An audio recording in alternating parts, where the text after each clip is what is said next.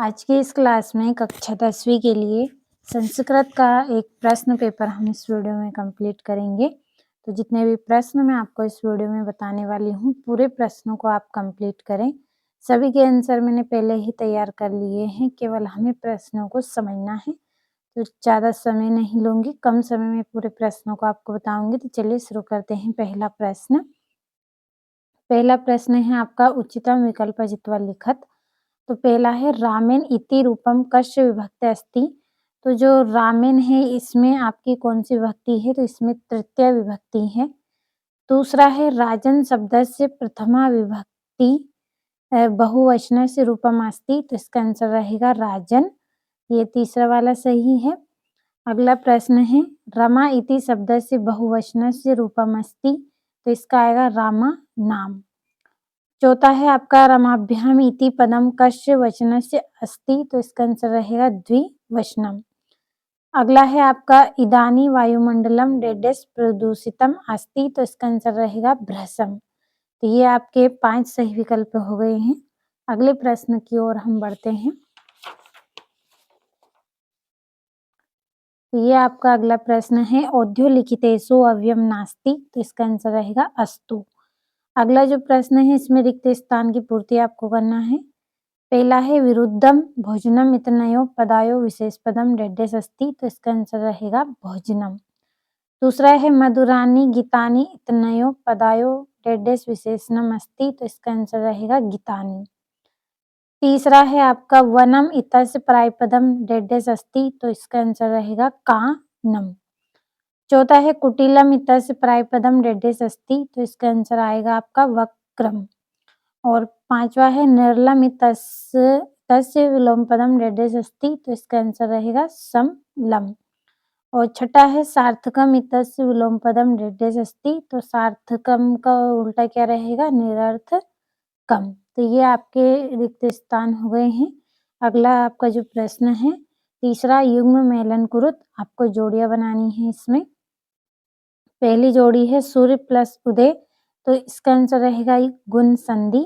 दूसरा है त्रिभुवनम। तो इसका आंसर रहेगा दिग्गु समास। तीसरा है सदैव। तो इसकी जोड़ी रहेगी वृद्धि संधि। चौथा है हिमालय। तो इसका आएगा दीर्घ संधि। पांचवा है त्रिमुखी। तो इसकी जोड़ी आएगी दिग्गु समास। छठा है अनुरूपम। तो इसकी जोड़ी रहेगी अवयवी भाव समास। तो ये आपकी यहाँ पे जोड़ियां हो गई। अगला प्रश्न है आपका एक पदेन उत्तर। एक वाक्य में आपको उत्तर लिखना है। पहला है कर्तुम इतस्मिन् पदे प्रत्यय अस्ति। तो तुमुन आएगा इसका आंसर। दूसरा है गतवान अत्र का प्रत्यय। तो कत्वतु आएगा। तीसरा है नेतुम इतस्मिन् पदे प्रत्यय अस्ति। तो कत्वतु। और चौथा है केसा माला रमणीया। तो इसका आएगा हरित तरु ललिता नाम। और सर्वदा कार्येषु का बलवती। तो इसका आएगा बुद्धि। और अगला है मनुष्याना महान रिपुका। तो इसका आएगा आलस्यम। तो ये हो गए हैं आपके एक वाक्य में उत्तर। अगला प्रश्न है पांचवा शुद्ध वाक्यान सक्षमाम अशुद्ध वाक्यान सक्षम न इति लिखत। तो पहला है गमिष्यति तस्मिन् पदे लकार अस्ति है। तो ये जो लकार है आपका ये नहीं है, इसमें ये गलत रहेगा।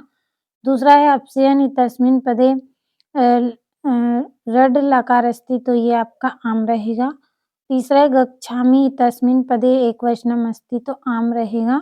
और लाभन्ते तस्मिन् पदे मध्य पुरुष अस्ति। तो ना है। और दुर्व्यवहारम तस्मिन् पदे दुपसर्ग अस्ति। तो ना। और दुष्कर्म इति पदे दुपसर्ग अस्ति। तो ना रहेगा। ये यहाँ पे आपके 2-2 नंबर के प्रश्न है। केसा माला रमणीया कृषकः की करोति स्म और केन संबंधो नास्ति। और अन्ते सर्वे मिलित्वा कस्य राज्याभिषेकाय तत्परा भवन्ति। तो ये आपके प्रश्न है, कंप्लीट कर दिएगा अच्छे से। ये आपका 11वां प्रश्न है। 13वें में आपको श्लोक करना है। 14 में शुद्ध शुद्ध करने हैं 2। और ये यहाँ पे 4 दिए हैं, 2 करने हैं। 15वें में रिक्त स्थान है आपका। जो 16वां प्रश्न है इसमें घटनाक्रम के अनुसार आपको लिखना है। और जो आपका ये 17वां प्रश्न है इसमें वाच्य परिवर्तन करने हैं आपको कोई 2। और ये 18वां प्रश्न है जिसमें आपको गद्यांश दिया गया है। तो अच्छे से पढ़ना है आपको इनको। और ये यहाँ पे इसका अथवा दिया गया है आपको।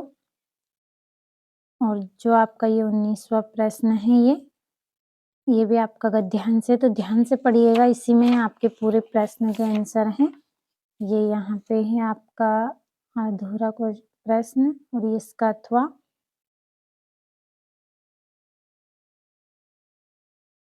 और ये आपका यहाँ से 20वां प्रश्न है।